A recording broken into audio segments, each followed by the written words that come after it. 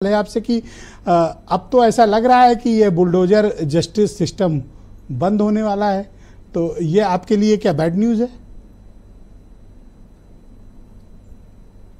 नहीं ब्रजेश जी, bulldozer justice system नहीं है। अब जिन लोगों ने बुलडोजर को जस्टिस सिस्टम का नाम दिया है, आप उनसे ये सवाल कर सकते हैं। हमारी सरकार ने तो कभी नहीं कहा कि बुलडोजर जस्टिस सिस्टम है। बुलडोजर अवैध निर्माण को गिराने की एक प्रक्रिया है और हम उसका इस्तेमाल इसी में करते हैं।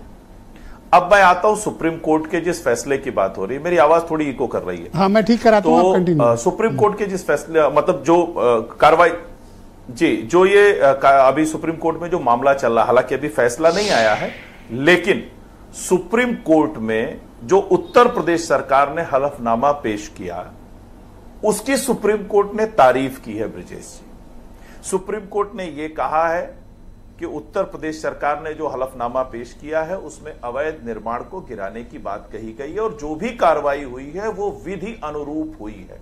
साथ साथ सुप्रीम कोर्ट ने यह भी कहा है कि हम अवैध निर्माण करने वाले या अवैध कब्जा करने वालों को संरक्षण नहीं दे सकते।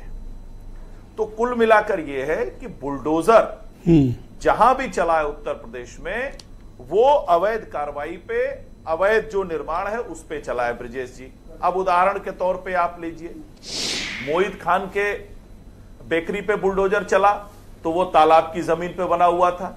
होता क्या है ब्रजेश जी, जैसे ही कोई व्यक्ति क्राइम करता है, जब वो उसका क्रिमिनल जब एफआईआर दर्ज होती है तो कई एंगल से उसकी जांच होती है, उसकी कुंडली खंगाली जाती है। उसमें यह पता चलता है कि भाई इसने सरकारी जमीन पे कब्जा कर रखा है या इसने पहले भी ये इस तरह के मामलों में शामिल रहा है। तो सरकार विधि अनुरूप उससे कार्रवाई करती है। उत्तर प्रदेश में कई जगह ऐसे रहे हैं जहां पर सरकारी जमीनों पे कब्जा रहा है, हमारी सरकार ने उसको खाली कराया है। करीब करीब 5,000 करोड़ से ज्यादा की संपत्ति जो है उत्तर प्रदेश सरकार ने अवैध कब्जे। तो फाइनली आपने ये तो स्वीकार कर लिया कि एफआईआर दर्ज होते ही आप सक्रिय हो जाते हैं और अवैध निर्माण खोजने लगते हैं। देखने की आवश्यकता है जी ब्रजेश जी। तो आपने तो ये स्वीकार कर लिया कि किसी खिलाफ एफआईआर दर्ज होते ही जो चिन्हित लोग हैं उनके अवैध निर्माण आप खोजने लगते हैं। ये तो आपने खुद ही स्वीकार कर लिया।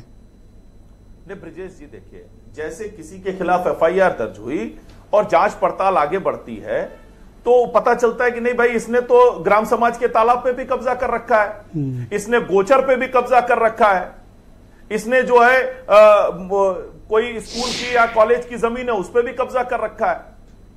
तो जब यह बात संज्ञान में आती है तो इसके खिलाफ कार्रवाई की जाती है। ठीक उसी तरह जिस तरह से अगर कोई मरीज किसी डॉक्टर के पास जाता है दिखाने के लिए और जब वो एक कारण बताता है, लेकिन जब जांच होती है तो बहुत सारे अगर रोग निकल के आते हैं तो उन सभी रोगों का इलाज किया जाता है। ओके, लेकिन आप ये करते तभी हैं जब एफआईआर दर्ज हो जाती है, करेक्ट? नहीं ब्रजेश जी, ऐसा नहीं है। उत्तर प्रदेश सरकार ने अभियान चलाकर, अभी तो कह रहे थे कि एफआईआर दर्ज होते ही हम कई जगह खोजने लगते हैं, जहां भी मामले संज्ञान में आए, जहां शिकायतें थी जी, उसको खाली कराया गया। उदाहरण के तौर में मैं आपको अपने ब्लॉक में बताता हूं, अपने गांव में बताता हूं, जहां जहां भी जलाशयों पर कब्जा था, कुछ लोगों ने कब्जा कर रखा था, उनके खिलाफ ड्राइव चली, उन जगहों को खाली कराई गई। ये अलग विषय है कि जब कोई आरोपी इस तरह के मामले में लिप्त होता है, कोई हत्या का आरोपी हो, कोई बलात्कार का आरोपी हो, और उसके मामले में जब इस तरह की कार्रवाई होती है तो उसको लोग इस बात से जोड़ के देखने लगते हैं कि ये एक रिवेंज पॉलिटिक्स है या इसको न्याय देने का ये जो सुप्रीम कोर्ट से जिस तरह के ऑब्जर्वेशंस टिप्पणियां आई, अब तो क्या ये आपके लिए झटका है? अवैध निर्माण की शिकायत मिलती है या किसी तरह के अवैध कब्जे की शिकायत मिलती है। ओके, सुप्रीम कोर्ट का जो ऑब्जर्वेशन है आपके लिए थोड़ा सा झटका है? ब्रजेश जी, मुझे आवाज बहुत कम आ रही है, पता नहीं क्यों। मैं इसको ठीक कराता हूं और आपसे दोबारा कनेक्ट करेंगे। डॉक्टर फर्रुख खान हमारे साथ